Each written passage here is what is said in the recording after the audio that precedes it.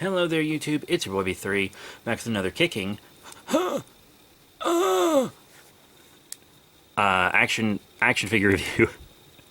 Today is over another Playmates Toys Godzilla figure. Last time we reviewed their 1995 Burning Godzilla, and today we are looking at Godzilla Terrestris. I am going to show the packaging, actually, for this guy.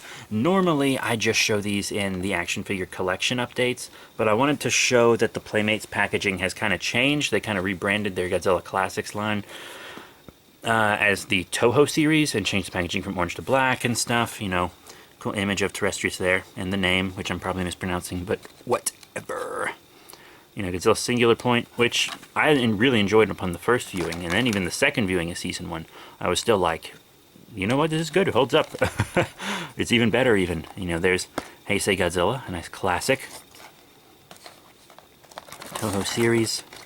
Big old boy here. It's got some info about Singular Point, the anime, some info about this version of Godzilla itself, and honestly, the figure in package looks better than the figure on the back, which is often not the case, because a lot of the times the figure on the back is a prototype image, and ours actually looks better than this one.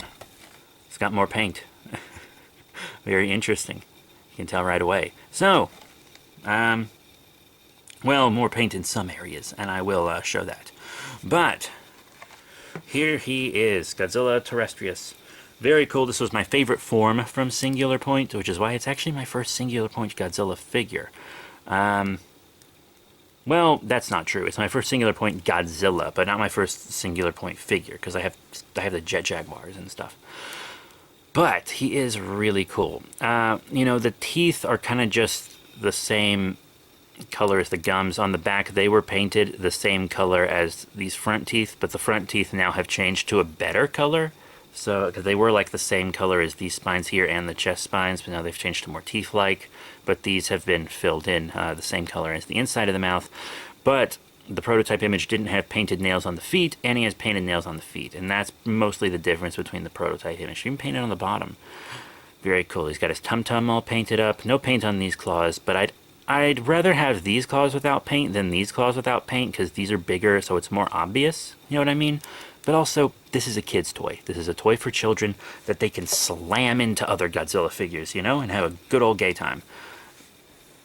So, you know, I'm not going to be super judgmental about that stuff. I'm not going to judge it how I would an SH Monster Art or something, or a NECA or something like that. I'm just going to judge it as an affordable kid's toy. This was like $12.99, which is pretty affordable, honestly. And it's still pretty good. I actually really like the sculpt. I like the silver. I like the red going down the back. It does cut off here. I prefer when it fades. That's what Bandai Creations used to do. They used to have it like fade out a lot of the time. And when it's just a single cut off, it's a lot more apparent than the fade. I don't think kids will mind. Adult collectors will, but I don't think kids will really mind. You know? And I feel like it's not as bad as I've seen it on some other figures. Still pretty cool. Really nice. I actually quite like the sculpt a lot. I really like the tail sculpt.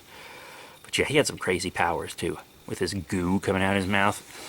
Like he can form tissue and harden parts of his body. It's insane powers. I really like how Toho's just trying to make Godzilla as weird as possible these days. I really love it. And these unique designs. God, I'm loving this era of Godzilla, to be honest. We're in a kaiju renaissance for real. Articulation-wise, you know, you got the head, both of the arms. It kind of looks a little weird having all that move, but, you know, whatever. It's the best for playtime. And then both the legs also go forward and back, and the tail articulates. That's 6 points of articulation. A lot of the Bandai Japan ones don't have that many nowadays. The Godzilla from Godzilla vs. Gigan Rex only had 4 when I reviewed him. Speaking of him, let's go ahead and pull him out, because now it's time for size comparisons. Here's Godzilla Terrestris with the Godzilla from Godzilla vs. Gigan Rex.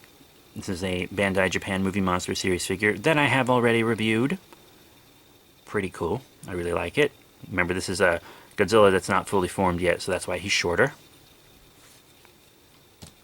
Then, might as well go ahead and show him with Gigan Rex from the same toy line, who I have also reviewed. Check that out. They look great together. I really like that. I think their aesthetics look good together. Awesome. Next up, I'm going to compare him with his own line. And here comes Naughty. Hey, girl. Oh, she's part of the review now, I guess.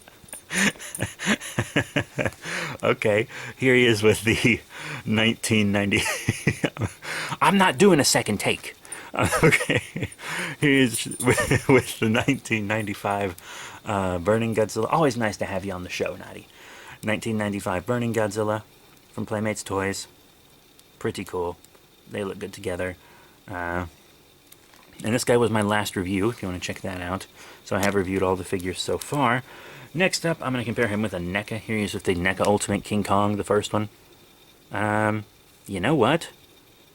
I like that. I know this King Kong was like 30-something feet tall, but, you know, if you just, like, say, oh, I need a Kong that would be a good size with a Godzilla, like, this guy I thought was too big with the Burning Godzilla. But since Terrestris is already a shorter Godzilla, I think this works out. I mean, you would want the Ultima to be, like, here, right? But with this guy, I actually think this is fine. Huh. And I'm also going to whip out a Diamond Select. This is the first release of Obsidian Fury from their Pacific Rim line. I kind of don't super feel the exact same way about Obsidian Fury. Like, I still think it can work, but he's even taller than the Kong. He's really tall. So I feel like he's maybe a little too tall.